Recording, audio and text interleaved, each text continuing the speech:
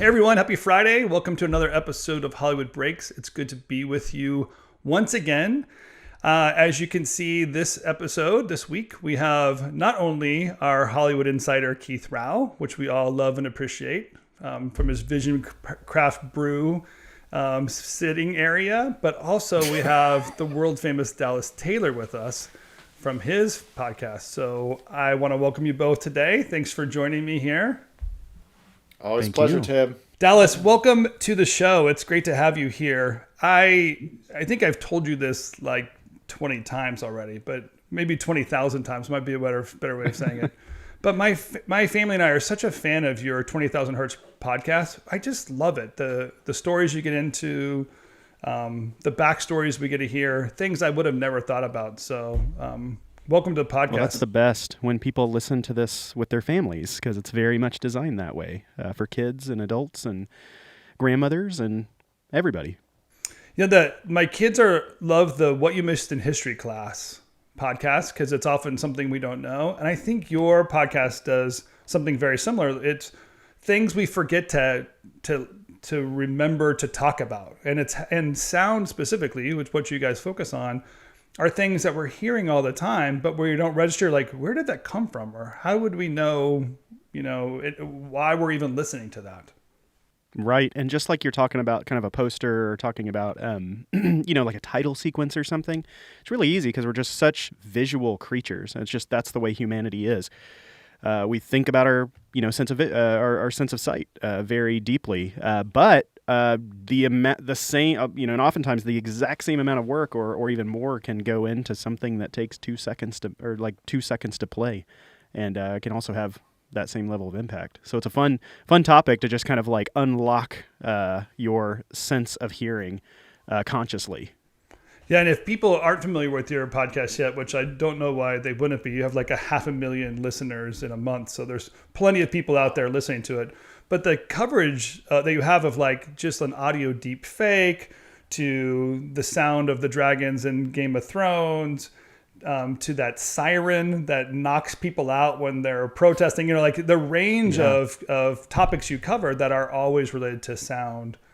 It's just fascinating. So we appreciate that. Yeah, Dallas, I'd be curious to what was I obviously just listened to a few episodes because Tim was the one who kind of turned me on to you. And I was curious, what was sort of the genesis of all of this? Because it is a very interesting topic, not one you would necessarily settle on. Like Tim and I started this just sort of BSing on the phone one day and we're like, we should just record it. But I'm just curious what the sort of thought process was that sort of brought up the whole podcast for you. It was a chip on my shoulder because I work in this industry, and that chip on my shoulder is that no one talks about sound.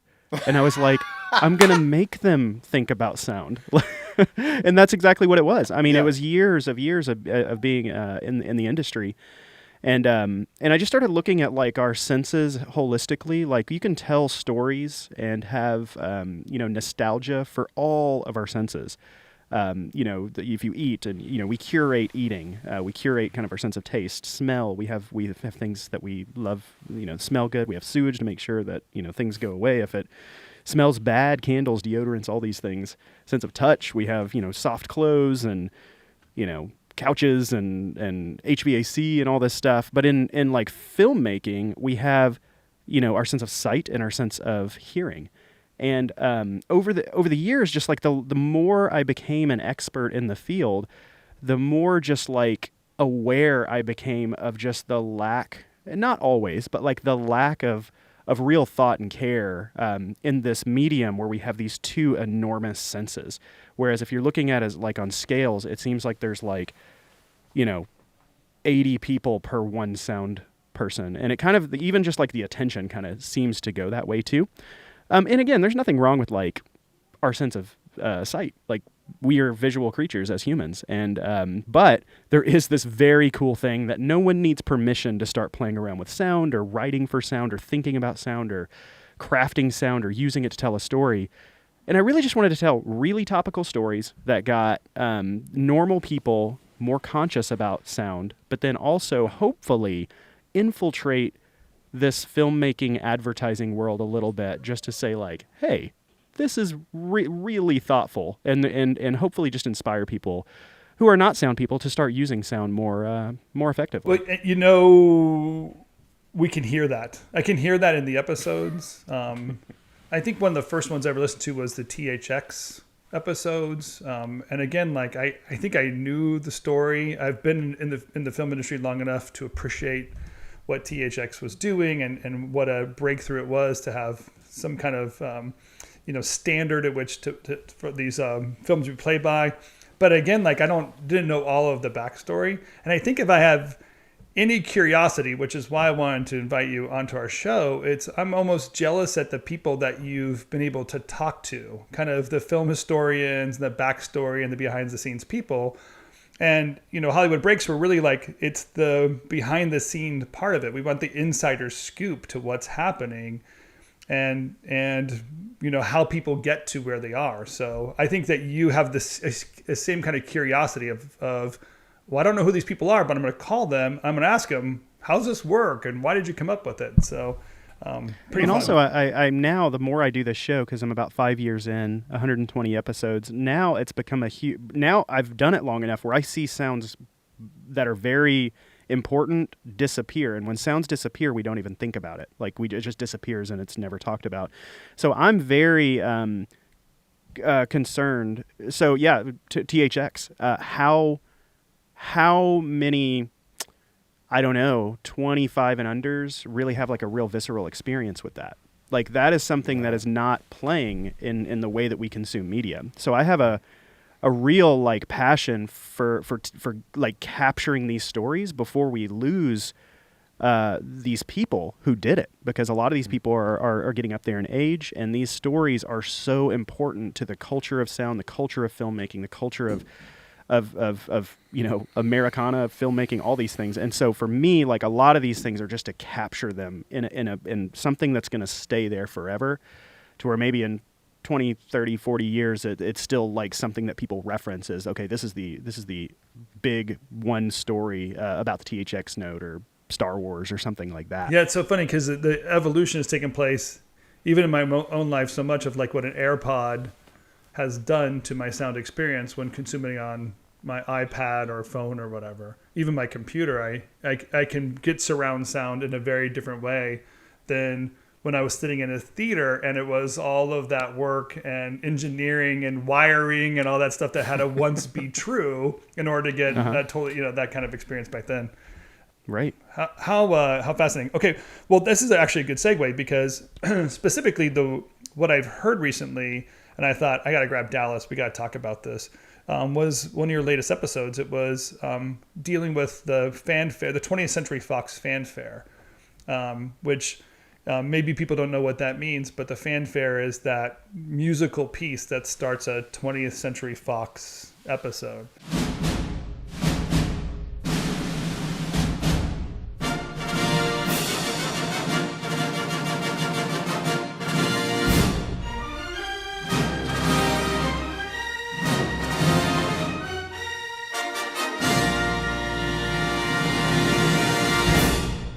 Truly like the greatest walkaway I had at the very beginning, and I was deep into the episode just to learn about the Newman family and the genius behind it and the far-reaching part of it, which is really, I'll say, what the bulk of your episode kind of dealt with that. Awesome job. But give me a takeaway from from that time that you guys spent doing that research on it. Yeah, so much about our episodes kind of it's a very surface level. Like we're not like a lot of other like super highly produced podcasts or documentaries where we have to know the whole story before we greenlight it. For this one, it was just like we're trying to like just capture these majorly impactful sounds, and we all were just like, the 20th Century Fox Fanfare must have a great story.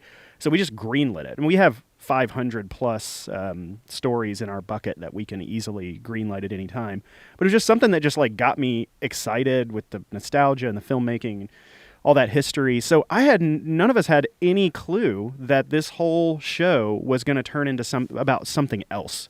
And so the Fanfare, and those are so many of our episodes where it's just like there's this surface thing, but then we learn so much depth of history and this family. And so very quickly we realized that that this composer, classic Hollywood composer, which makes sense now, Alfred Newman, who wrote hundreds of classic film scores, just an absolute musical prodigy, of course, wrote this theme. So why did he write this theme? Because we've had Fox kind of trade hands, and it was like Fox Films at one point, and then there's 20th Century Pictures, and then there was this absorption together that kind of happened a long time ago. But then I think that if we're looking at it from a 40,000 foot view, what's amazing is there was all this consolidation that created the 20th century, that whole thing. There was a marketing plan that extended the logo, the sound of this thing, that because when it ushered in widescreen, so they added the whole ending part of the fanfare to have a big widescreen thing. And then what we found all the way at the end of the episode is that it's consolidation again that might be what kills it completely. You know, I have some history, not with the 20th Century Fox logo, but when working at Imaginary Forces, we had updated the Disney Pictures logo. We had created the DreamWorks logo.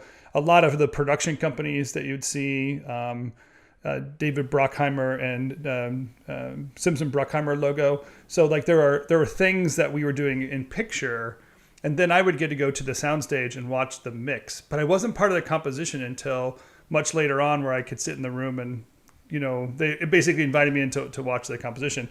And there really is a super talent. I mean, it is a lot of work. It is some very genius effort behind any of these kind of sounds. And these music composers are amazing. But specifically Alfred Newman, you know, his legacy goes beyond just his own prodigy, but his family is kind of picking up the torch. Randy Newman is one of his nephews. His son David Newman, or son David Newman. Yeah, son David, who was on the show. Yeah. And then we have Thomas Newman, and then we had I believe there's Maria.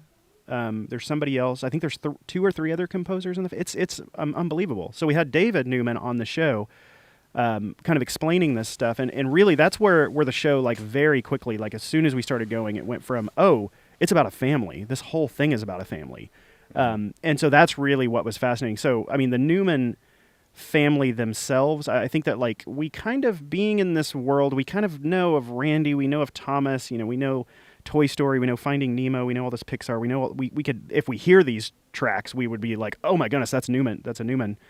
But what's amazing is just the entire sound of composition would be different without this family. It was just, it's probably the most influential composition family in history. I would assume that they would be.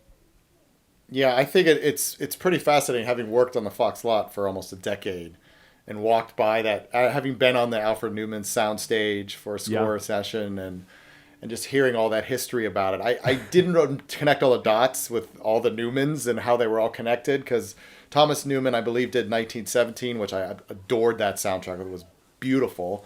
I actually bought it because I liked it so much. So it's sort of really interesting to see all the historical stuff that's behind it. And I can really appreciate what you're talking about, because you're right, because the fanfares are dying. I love fanfares. I think Fox and I love the Universal one.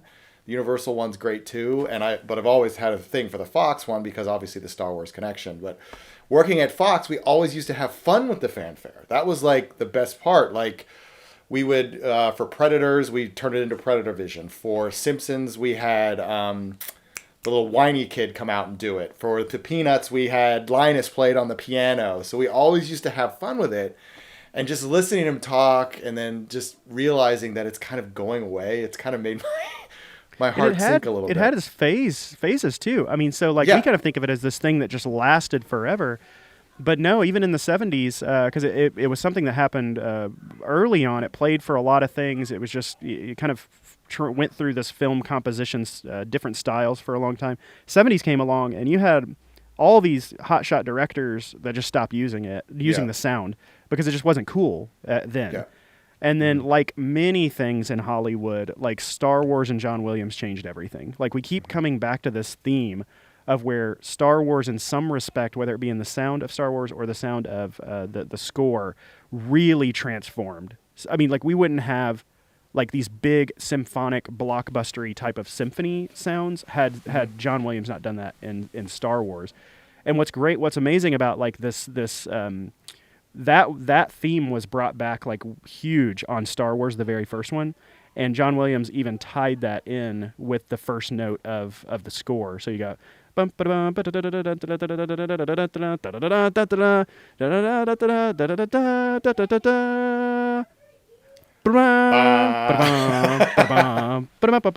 it's amazing. Like, and it just like, so then you see from that moment that it now gets used like consistently, like continuously again.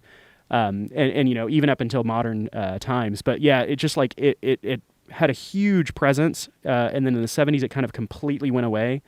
Then in the 80s it just came back with a vengeance with blockbuster movies. 90s, 2000s, kind of where we are now, and just now we're just occasionally hearing that. I don't think, you know, we kind of ended the show with like, will this ever happen again with the Disney consolidation and all that stuff? I don't think it's over. I just don't know what the next real big resurgence of it might be. Well, I'd say, like, you know, Keith has a very special attention to the thing, because when he drove onto the Fox lot, when the gates lifted, it'd play the fanfare. Dun, dun, dun, dun. So every morning he had it. Dun, dun, dun, dun, dun. I mean, I've listened to that thing ad nauseum, and I've been to mixes for it. I mean, just my first trailer mix, just to talk about the appreciation of sound, watching the mixer work on that board was an eye-opening experience for me. Because, you know, I started in film development, where you start with sort of like the story and, as you said, the visual medium. But then once I got into creative advertising, I didn't realize how important the sound and the mixing. Like, we would listen to every mix for a TV spot, because you wanted to make sure that the audio was balancing. You wanted to make sure they heard the exact thing. But when I went to my first trailer mix, that was like jaw drop, just watching the guy slide back and forth amongst this massive table. Half a mile long table with all the sliders. Yeah, I was just like, I can't believe I'm watching it. But it's just, it's cool to sort of watch that all come together. So that's what I really like about the idea, because it kind of made me appreciate the idea of sound. Yeah. But I would say that the one thing I do hope with the sort of the fanfares is it makes it feel theatrical. It makes it feel like a movie. And that is what the industry needs now more than ever. Well, if we're going to get people back into the theater, they got to make it feel like it's a movie. Yeah, let's pick up right here, because sort of the piece. This is what was interesting to me, and I almost feel like, Dallas, you stopped your podcast where I want to pick up, because there's like this moment at the end where it's like, and by the way, you know, it's not happening anymore. And you had done a previous episode where you talked about the Netflix boom and all that stuff that was there. And I kind of want to make it clear of what we all mean by it's not happening anymore, because I think people are familiar with this fanfare. Like, people would argue right now, like, no, I've seen it. Yeah, of course. But they're not having the theatrical experience while watching it. They might be watching it on the distribution OTT platform through their tiny little sound system if they have something great. But there was a thing that was mixed for you to be sitting in a theater seat with a system that's playing it. And that theatrical experience was the beginning of that kind of experience. So I kind of want to talk about it, because opening, you know, it even has the lights. It's like, it's this throwback to the golden age of Hollywood. And when you're sitting there in a theater, like, you are contained, the phone is down, like, you are fully, engrossed in this thing. That's just not the same when you're queuing it up on a on-demand thing and you just hit it and you go, because then it just becomes annoying. You know, like, it's just like, come on, let's get to the point here. Let's get to the credits. Start the movie. Yeah, let's just get going here. So that's why, like, you have Netflix and a side note here, HBO, which we're covering the sound of the click-on, which is what they call it, and this what we've been calling it, the Static Angel. But they've even solved a lot of their problems with their fanfare that I'm curious to see if Disney does with this other thing. So we're in the middle of production on this whole HBO thing that covers the click-on, and then it covers the fanfare, which is the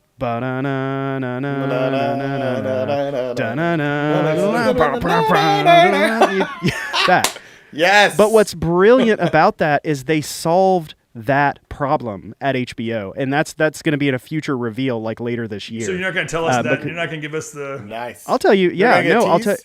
So I no, I'll tell you exactly how they solved it. So they recomposed it. They did these things, but what's amazing is if you listen to, they still have the click on, which was a big problem for them because they were like, does this generation even understand static? Why would we have this? But then they tried all these different things, and it was like, this is HBO. This makes you feel like you're watching an HBO thing.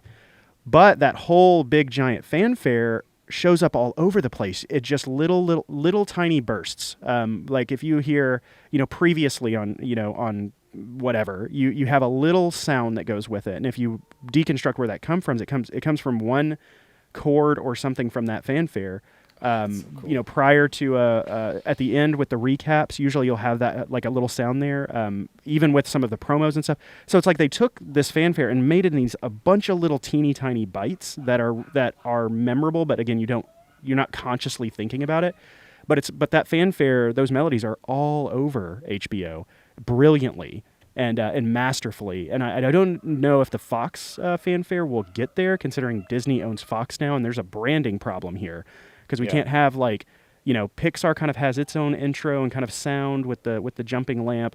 You have Disney, which is Disney. You have the Disney theme fanfare, which is for big stuff. But then you also have the Disney Plus.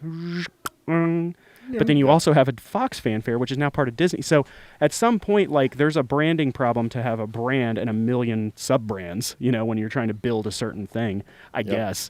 But yeah, so that's interesting. But I think the problem here with Fox is it is now like in the mix with Disney, which is just such a mega brand unto itself. And even current Star Wars, they're not Fox films, they're Disney films. Well, what's interesting to me is although the fanfare has survived a transition in the past, the last time it wasn't being used because it wasn't cool. This is a very different problem. It's basically fading away to technology. Right. The relevance, just technological relevance of it doesn't exist anymore. So I almost feel like it will go away quicker because it just doesn't, there isn't a place to put it. There's no real estate for it anymore, which is a different problem than being cool or not, kind of losing it. And I've had conversations with the head of the head of branding at Netflix, who actually was there with the brief of the Netflix Sonic logo, and now with the head of HBO branding 2 days ago. And what both of them stressed so hard, and they said they almost echoed each other, is when they were diving into this thing, things are too long. Like Leo the Lion from MGM does not work nowadays because everything has to be super short because they're trying to capture you quickly before you go endlessly scrolling for another hour. Mm-hmm. So it's a real problem, and it's a technological, it's a way we consume things. I don't know if it's necessarily bad because I also like getting to the point, but it is, it's a little bit of nostalgia, a little bit of loss here. I wish the next generations would be affected by this. Yeah, Keith, what do you think is the loss of the programming moment? We're not slowing down and turning on a film and grabbing the popcorn, and consumers are just eating 8 movies a night, so they're bored, and the distribution networks could slow people down, or to your point, maybe even get people's butts back into the seats at theaters and be really relevant and celebrate some of these theatrical.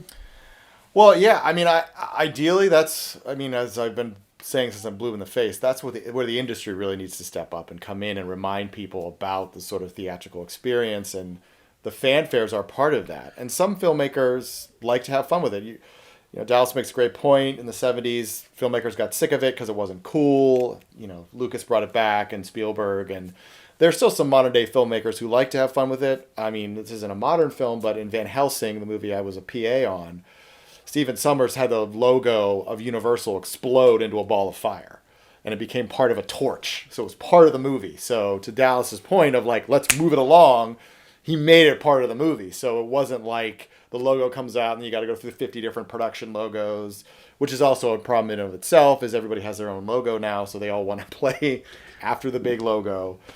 But I also think the bigger problem is that because people are at home, that's the point, is the convenience of being at home, and you get to control how quickly you get to the actual content. So that's why I think, to Dallas's point, and what Netflix and HBO are smartly saying, is people don't want to sit through all that because they're home. But for award season, a lot of these things have to play in a theater just due to, whatever. Right. So think about the flip problem. That Netflix had the opposite problem, because they were playing a lot of things in theaters, and most people have no idea about this. Netflix has a fanfare written by Hans Zimmer that plays in theaters, because the first times they started playing some of these things, right? Yeah, yeah. The first times they played some of these Netflix things in a theater, could you imagine that? You sit down, everything goes down, and you go da-dong. Like, it would just, they even acknowledge this, like it would scare people because it was just not appropriate in that setting. Right. So yeah, there's like an awesome 30 second beautiful Netflix fanfare that I wish they could use more often. But again, I don't think I would want to listen to the whole thing every time I'm watching a Netflix show. But yeah, second half of our Netflix episode 100 is all about the Hans Zimmer Netflix fanfare. I didn't even know that. That's because I haven't seen a Netflix film in theater. And it's gorgeous. It's like such a beautiful piece of fanfare that just very few people have heard out in the wild. I almost wonder if people recognize it when you're sitting there, because it would feel obvious in the theater. Like, sometimes it's so appropriate, you don't realize how special it is to hear it, or how different it would be if you're sitting at home.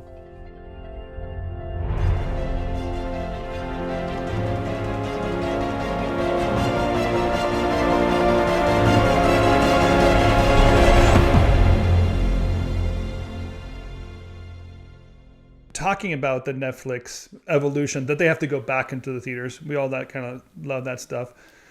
Often when we are discovering here in Hollywood Breaks the things that are changing, the things that we lament that are going away, there's also new opportunity. There's new things evolving that if I was breaking into the industry today, I'd want to understand what the future might behold. So I'm not trying to chase building the old fanfare. I'm looking for the new type of fanfares. And it sounds like you're discovering that a little bit with the HBO story of like, well, there is something new that's coming up that might be just as exciting and relevant today, even though we'll kind of miss the old stuff. People care. Like, that's the thing that I've noticed is while I can get a little grumpy about the industry not paying a whole lot of attention to sound. When these sounds are attached to a major brand, they do care deeply about how they know how effective these sounds are, like Netflix and HBO and Fox and all these. They know how effective it is.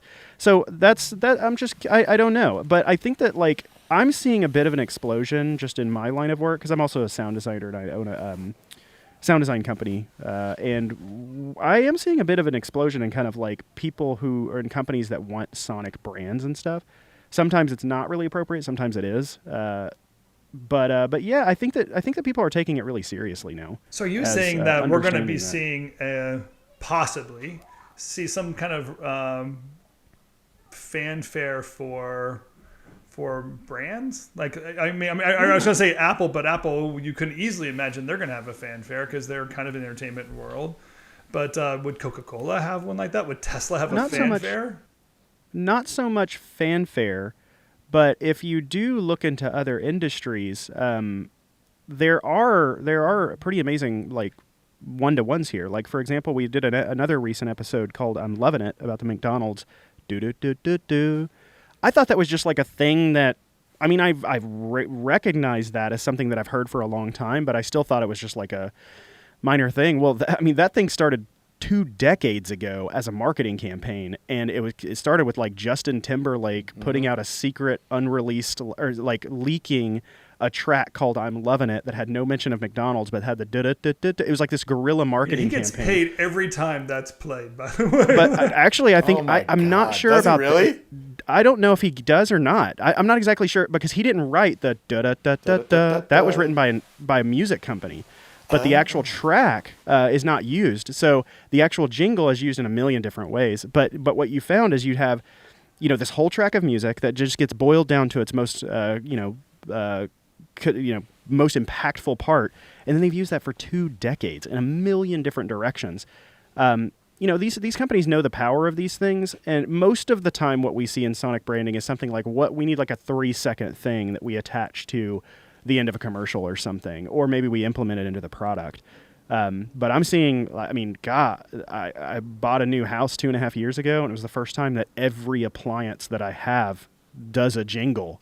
You know, like, so true. It's so true. we're seeing it everywhere. Yeah, I don't even know where they come from. I'm like, what is this? Why is the dryer making this noise? I Nobody could wants sing to the care. whole dryer jingle. Like, is it dun da da da dun dun da da da da da dun dun dun da da da dun dun da da da da Wow, da. nice. That's my dryer jingle.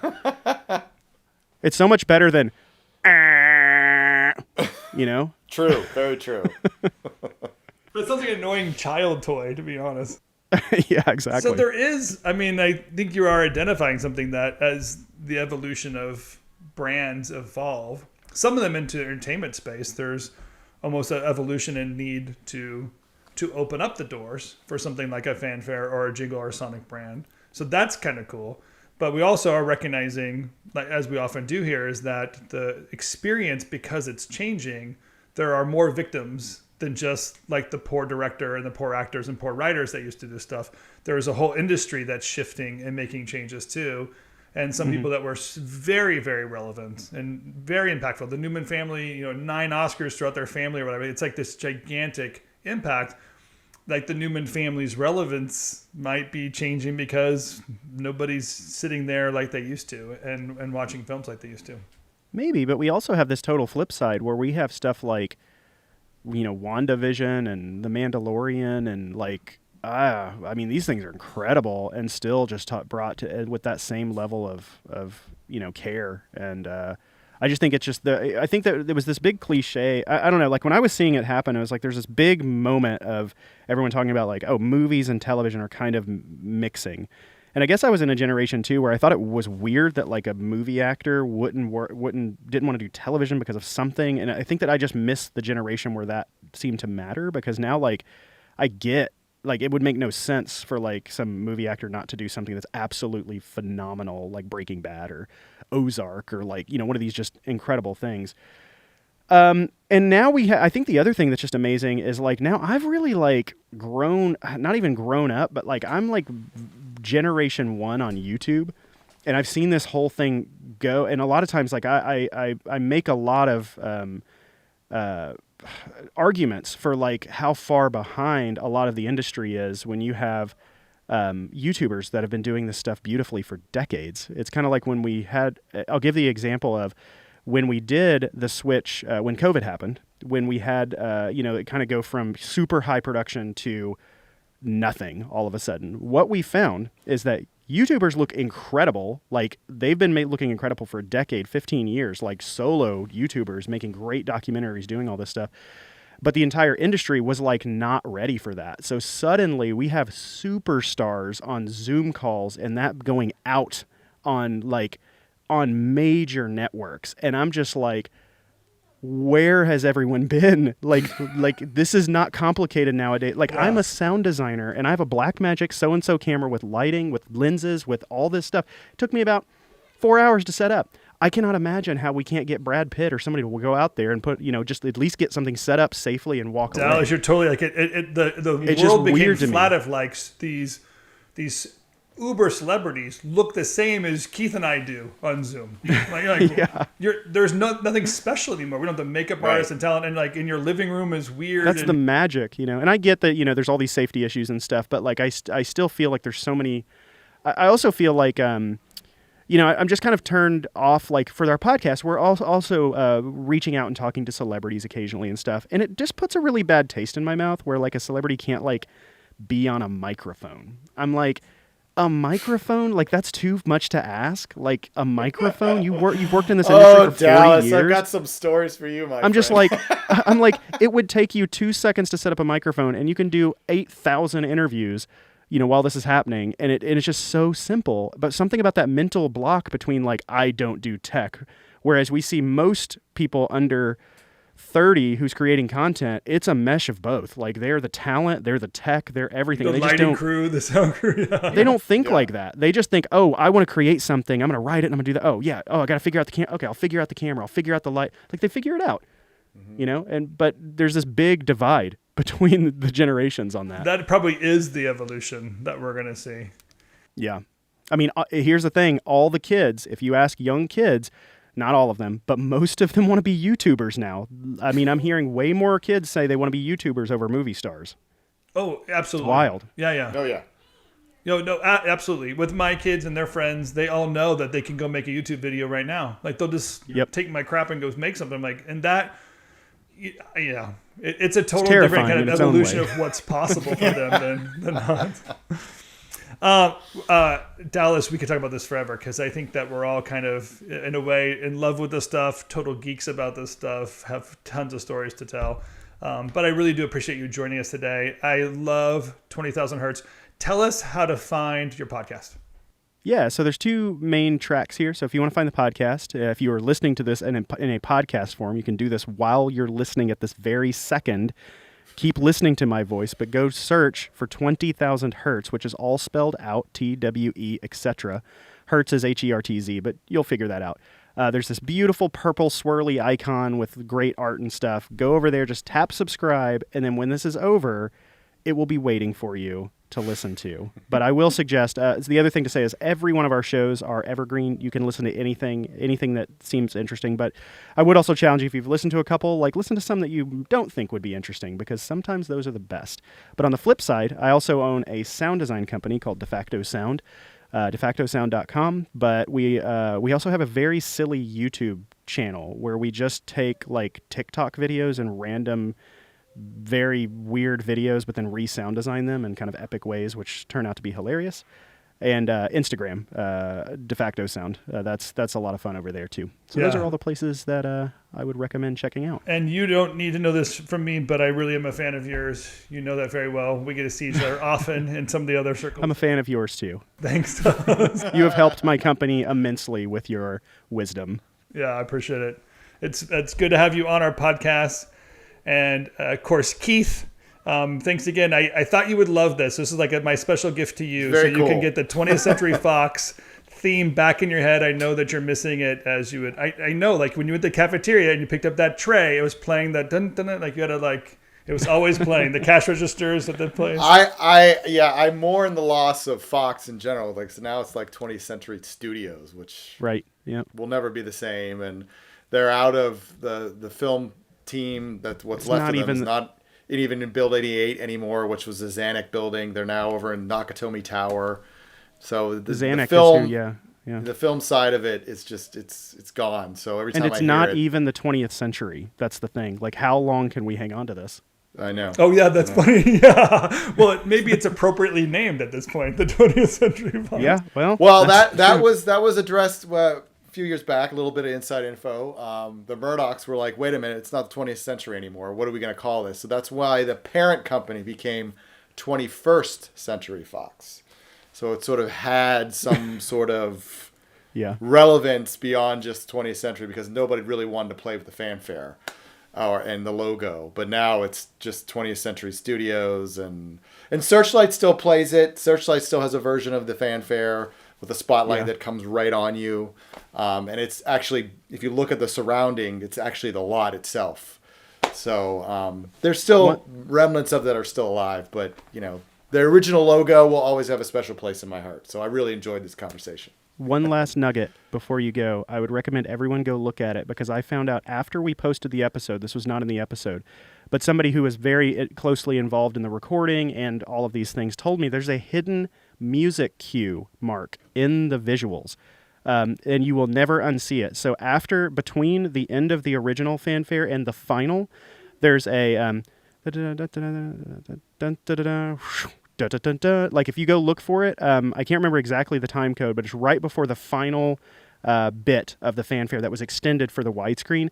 There is there's a flash of one of those lights that they used as it's more like a filmmaker when they sit in the theater and they watch it and they go, okay, thank goodness the flash happened at the right time.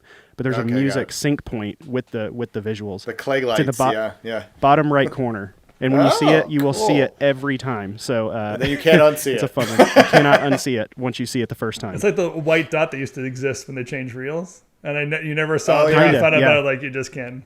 I think it's on a beat 4, right before the final version of the final bit of the fanfare. That's cool. All right, thank you, my friends. It's good to see you guys. I appreciate you all being here on Hollywood Breaks. And if you like what you heard, please subscribe to the podcast. If you're listening to it, if you're on YouTube, we'd be happy to have your subscription here too. more people like Dallas are coming up soon. Keith has a wide list of friends that we're going to be going through here and finding out this deep secret. So we appreciate you being part of our audience, listening to what's there. And until next week, we will see you on Clubhouse. Have a good week.